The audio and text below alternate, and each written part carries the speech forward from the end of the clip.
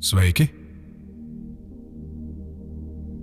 Tavuprāt, bija tas lielais sprādziens?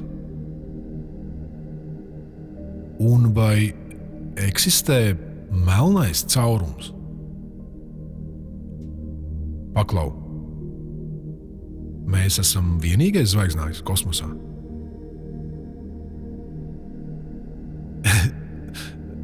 Zeme ir tā kā apaļa vai plakana?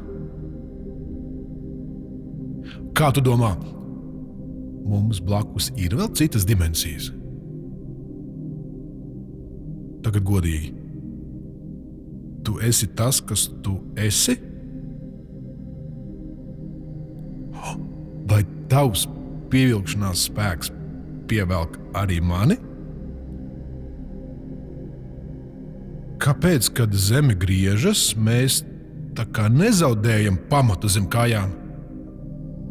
Bet, kad es skatos uz tevi, es lidoju.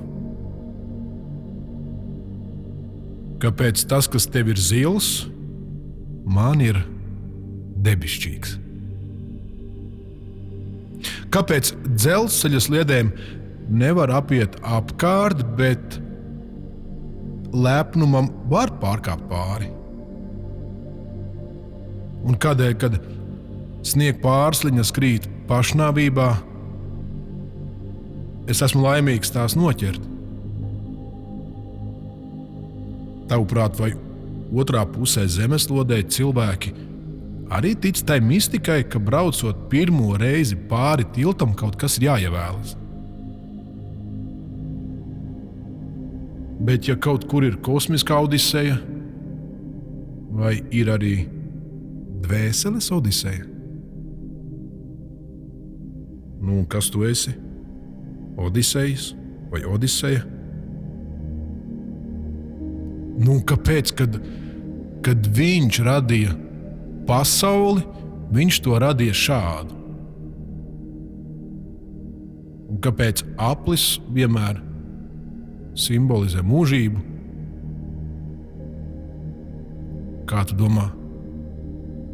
Vai uz visiem jautājumiem dzīvē ir jāatbild? Glezna, katram sava odiseja. Eļļa un metāla folijas lapiņas uz audekla. Izmērs 100 x 80 cm. Glezna kustīga, ja pats to kustini. Autore kosmiskā līga ķempe. Jautājumus uzdeva Andris Bulis.